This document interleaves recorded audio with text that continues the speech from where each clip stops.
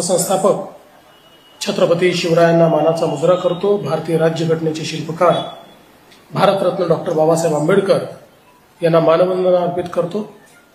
आजच्या या उद्घाटन कार्यक्रमामध्ये मंचावर उपस्थित असलेले राज्याचे उच्च व तंत्र शिक्षण मंत्री माननीय चंद्रकांत दादा पाटील, सन्माननीय खासदार विशालदादा पाटील, सन्माननीय खासदार धनंजयराव महाडिक, या ठिकाणी उपस्थित ज्येष्ठ आमदार आणि माजी गृहमंत्री जयंतराव पाटील, आमदार धनंजयराव गाडगे, आमदार अरुणजी लाड, माजी मंत्री आमदार सुरेशभाऊ खाडे, सत्यजितराव देशमुख, गोपीचंदजी पडळकर, विश्वजितजी कदम, सुहासजी बाबर, अमलजी महाडिक, पृथ्वीराज बाबा देशमुख, समित कदम, नीताताई केळकर, आपल्या या पोलीस गृहनिर्माण विभागाच्या प्रमुख अर्चना त्यागी मॅडम, श्री विकास खारगे, श्री मनोज शर्मा, श्री संदीप गुगे एसपी, आपले जिल्हाधिकारी अशोक काकडे, श्री सत्यम गांधी, श्रीमती तृप्ती धोडमिसे, या ठिकाणी मंचावरील सर्व मान्यवर आणि उपस्थित सर्व भगिनी आणि बंधूंनो, आज अतिशय आनंदाची गोष्ट आहे की सांगलीच्या नवीन एसपी कार्यालय, कडेगाव आणि आटपाडी येथील पोलीस स्टेशन आणि 224 निवासस्थाने बांधकाम अशा उद्घाटन आणि भूमिपूजन प्रसंगी आपण सर्व लोक या ठिकाणी एकत्रित आलो आहोत। खरं म्हणजे अतिशय चांगलं अशा प्रकारचं हे एसपी ऑफिस या ठिकाणी तयार करण्यात आलेलं आहे आणि निश्चितपणे चंद्रकांत दादांनी ज्याचा उल्लेख केला ही गोष्ट देखील खरी आहे की चांगलं कामकाज जर करायचं असेल तर त्याकरता चांगलं इन्फ्रास्ट्रक्चर असणं देखील आवश्यक आहे।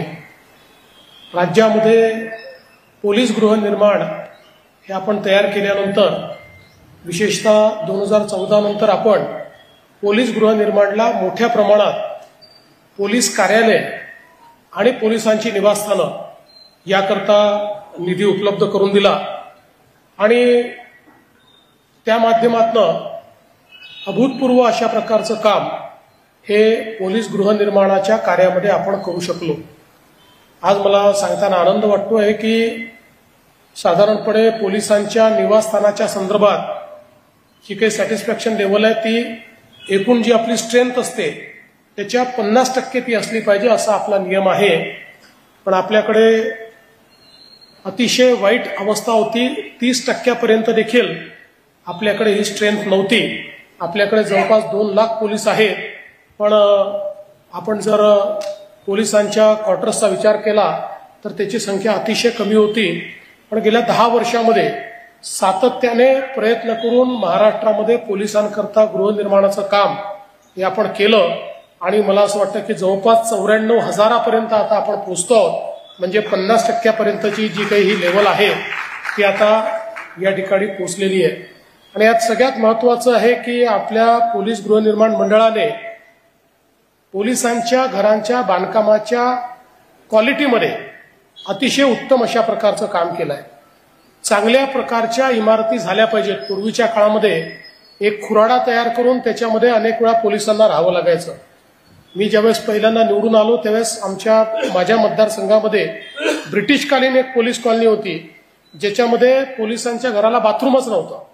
त्याला समोर नुसतं एक मोरीसारखं केलं होतं ज्याला घरच्या महिलांना साडी वरून बांधून आंघोळ करावी लागायची, अशा प्रकारची स्थिती होती।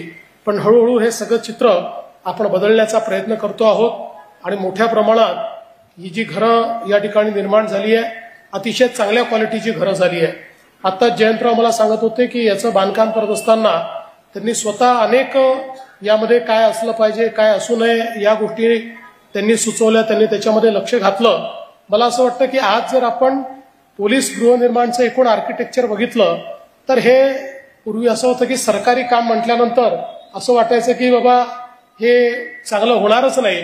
पण मी खरोखर अर्चना त्यागी मॅडम तुमचं आणि पूर्ण पोलीस गृहनिर्माणचं मनापासून अभिनंदन करतो की अतिशय चांगल्या प्रतीचं बांधकाम ते तुम्ही या ठिकाणी करता आहात आणि पोलीस स्टेशन असो किंवा पोलिसांची क्वार्टर्स असतो, आज आपण बघितलं तर राज्यामध्ये खूप जिल्ह्यांमध्ये पोलीस मुख्यालय आता आपण नव्याने सुरू केली, कारण 1960 नंतर ही मुख्यालय जी होती ती त्यावेळी अवेलेबल ज्या जागा होत्या त्या जागांमध्ये ती तयार झाली होती. त्यामुळे आजच्या पोलिसांच्या ज्या गरजा आहेत त्या गरजांना अनुरूप अशा प्रकारची व्यवस्था नव्हती. मला हे देखील सांगितलं पाहिजे की पोलिसांच्या संदर्भात आपण जी काही एस्टॅब्लिशमेंट आहे ही 1960 नंतर ती देखील बदललेली नव्हती.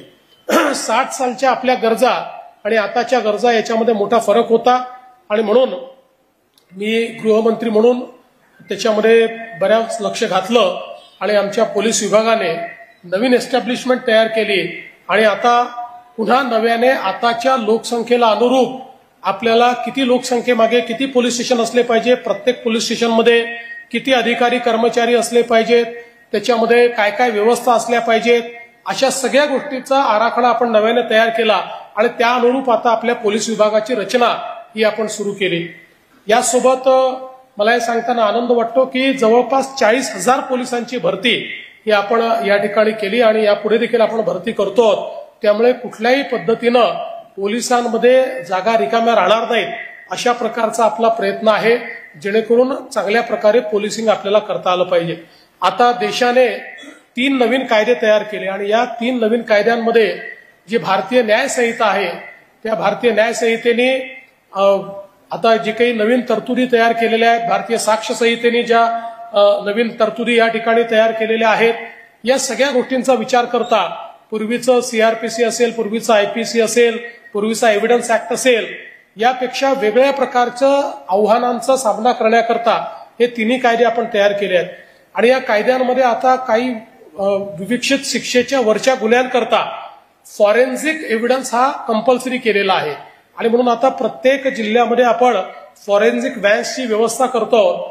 अर्थात या व्यवस्थेला काही काळ लागेल, कारण इतक्या मोठ्या प्रमाणात फॉरेन्सिक व्हॅन्स उपलब्ध नाही आहेत, तरी देखील आपण त्या रोल आउट करण्याचं काम सुरू केलं आहे. पण मला अतिशय आनंद आहे की सांगलीमध्ये त्या व्हॅन्सची वाट न पाहता आपण आता 2 व्हीलरवर फॉरेन्सिकच्या ज्या काही बेसिक गोष्टी आहेत त्याची व्यवस्था केलेली आहे आणि त्याची सुरुवात आपण आज करतो. कारण आपल्याला माहिती आहे की टेक्निकल एव्हिडन्स आणि फॉरेन्सिक एव्हिडन्स हे 2 असे असतात की जे होस्टाईल होऊ शकत नाही. ह्युमन एव्हिडन्स हा मोठ्या प्रमाणात होस्टाईल होतो, मला आठवत नाही, मी बघितलं नाही, अशा प्रकारे तो सांगू शकतो. पण जो टेक्निकल आणि फॉरेन्सिक एव्हिडन्स असतो तो मात्र कधी होस्टाईल होत नाही आणि म्हणून जास्तीत जास्त त्याच्यावर भर देऊन आणि कमीत कमी वेळामध्ये आपल्याला गुन्ह्याचा त्या ठिकाणी पडताळणी करता आली पाहिजे, अशा प्रकारचा आपला प्रयत्न आहे. आपण हा देखील प्रयत्न करतो की आता 2 महिन्यामध्ये चार्जशीट्स गेल्या पाहिजेत अशा प्रकारचा आपला प्रयत्न चाललेला आहे आणि त्या दृष्टीनं फार चांगलं काम आता महाराष्ट्रामध्ये होत आहे. आपण विवेक्षित गुन्ह्यांमध्ये जवळपास 80% आपण अचीव्ह केलेला आहे की आपण 60 दिवसामध्ये किंवा काही गुन्ह्यांमध्ये 90 दिवसाची आपल्याला वेळ दिली आहे. वेळेमध्ये आपण त्या ठिकाणी सगळ्या चार्जशीट दाखल करतो आणि आता नवीन कायद्याने सगळ्यात चांगलं जर काही केलं असेल तर पूर्वीच्या काळामध्ये गुन्ह्याची चार्जशीट गेली तरी देखील चार्जेस फ्रेम होणं आणि त्याच्यानंतर एव्हिडन्स होणं, मग त्याच्यानंतर क्रॉस एक्झामिनेशन होणं, त्याच्यानंतर मग निकाल लागणं, याच्यामध्ये तारीख पे तारीख असायची. पण आता नवीन कायद्याने हा नियम केला की प्रॉसिक्युशन असो किंवा डिफेन्स असो कोणालाही 2 पेक्षा जास्त तारखा मागता येणार नाही. त्यामुळे आता गुन्ह्याचा जो काही या ठिकाणी निदान आहे किंवा शिक्षा आहे ही आता कमीत कमी वेळेमध्ये आपल्याला करता येऊ शकते. आणि मला सांगताना आनंद वाटतो की आता आपल्या पोलिसांनी नवीन रेकॉर्ड करणं सुरू केलंय. परवा एका गुन्ह्यामध्ये 48 तासामध्ये पोलिसांनी महिलेच्या विरुद्ध जो अत्याचाराचा गुन्हा होता 48 तासामध्ये चार्जशीट त्या ठिकाणी दाखल केली. एका गुन्ह्यामध्ये तर 48 तासात 24 तासात चार्जशीट दाखल केली आणि 7 दिवसात त्या गुन्ह्यामध्ये शिक्षा देखील कोर्टाने दिली. मला असं वाटतं की कायद्याचा जो काही एक भीती ही तेव्हाच राहील ज्यावेळी अशा गतीनं लोकांना शिक्षा होईल. आज जर लोकांना हे माहिती असेल की आपण आज गुन्हा केला तर झाली शिक्षा तर झाली, नाही तर मरतपर्यंत खटला चालतो, तर दुसरा गुन्हा करण्याकरता मग त्यांना मला असं वाटतं की कुठली भीती उरत नाही. आणि म्हणून त्या संदर्भात मोठ्या प्रमाणात आता बदल झालेला आहे. विशेषतः रेट ऑफ कन्व्हिक्शन मध्येही आता महाराष्ट्राने खूप चांगली भरारी घेतली आहे. आपण 9% खाली गेलो होतो, आता 50% आपण आलेलो आहोत. पण अजूनही सॅटिस्फॅक्शन नाही आहे. आपल्याला 70-75% रेट ऑफ कन्व्हिक्शन न्यायचं आहे आणि कुठल्याही परिस्थितीमध्ये गुन्हेगार सुटला नाही पाहिजे अशा प्रकारचा प्रयत्न आपल्याला करायचा आहे. अलीकडच्या काळामध्ये आपल्याला कल्पना आहे की सगळ्यात मोठं आपल्या समोरचं जे काही एक आव्हान आहे ते सायबर गुन्ह्यांचं आहे. इतक्या मोठ्या प्रमाणात सायबर गुन्हे वाढलेले आहेत. पण मला सांगताना आनंद वाटतो की देशातलं सगळ्यात आधुनिक सायबर सिक्युरिटी सेंटर हे महाराष्ट्राने तयार केलेलं आहे. आता वर्ल्ड पोलीस काँग्रेसमध्ये देखील आपलं सादरीकरण झालं आणि त्याचे अतिशय लोकांनी तारीफ केली. सगळ्या प्रकारच्या जे काही इक्विपमेंट्स आहेत, सगळ्या कॅपेबिलिटीज आहेत, फॅसिलिटीज आहेत, या सगळ्या आपण आपल्या सायबर क्राईम सेंटरमध्ये घेतलेल्या आहेत.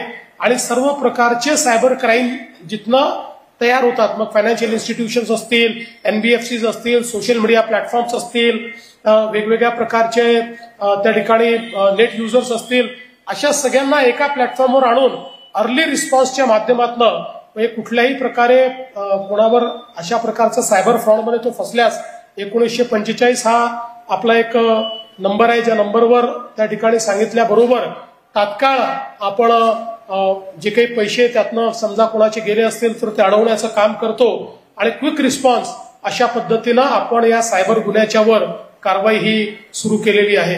दुसरा महत्वाचा विषय नक्कीच दादांनी ज्याचा उल्लेख केला तो अंमली पदार्थांचा आहे आणि अंमली पदार्थांच्या संदर्भात झिरो टॉलरन्सची मोहीम ही आता आपण सुरू केलेली आहे आणि मोठ्या प्रमाणात त्याच्यावर आपण कारवाई करतो.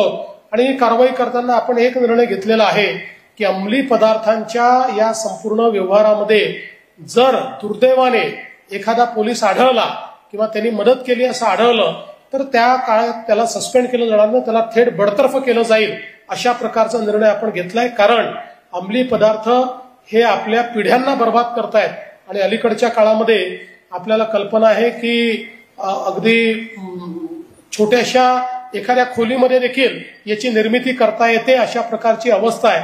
आणि म्हणून माझी सांगली पोलीस विभागाच्या माध्यमातून ही अपेक्षा आहे की आपण ही चांगली कारवाई मागच्या काळात केली आहे, पण त्याहीपेक्षा चांगली कारवाई या संदर्भात कशी करता येईल हा प्रयत्न केला पाहिजे. आणि विशेषतः जे सातत्याने गुन्हे करतात अशा लोकांवर जरब बसवण्याकरता ज्या काही वेगवेगळ्या कायद्यांचा अवलंब आपल्याला करता येऊ शकतो त्या कायद्यांचा अवलंब केला पाहिजे. शेवटी महाराष्ट्राला जर $1 ट्रिलियन इकॉनॉमी करायची असेल तर कायदा आणि सुव्यवस्था ही राखणं हे आपलं पहिलं कर्तव्य आहे. आणि मला असं वाटतं की आता या नवीन जे काही आपलं SP कार्यालय आहे किंवा वेगवेगळे पोलीस स्टेशन्स आहेत याच्यामुळे आपली कार्यक्षमता ही वाढवण्याकरता देखील त्याचा मोठा फायदा होणार आहे. CCTNS2 आपण रोल आउट करतो. आपण आता ऑनलाईन FIR देखील रोल आउट केलेला आहे. त्यामुळे तंत्रज्ञानाचा वापर आपण मोठ्या प्रमाणात करतो आहोत. आज स्मार्ट CCTV नेटवर्क आपण सगळीकडे तयार केलेला आहे. या सगळ्याचा उपयोग हा सामान्य माणसाला दिलासा देण्याकरता आपण करावा अशा प्रकारची आपल्याला विनंती करतो. आणि या नवीन कार्यालयांबद्दल मी सांगलीच्या पोलीस विभागाला आणि सांगलीच्या जनतेला शुभेच्छा देतो. याचं लोकार्पण झालं असं घोषित करतो आणि माझं बोलणं संपवतो. धन्यवाद. जय हिंद, जय महाराष्ट्र.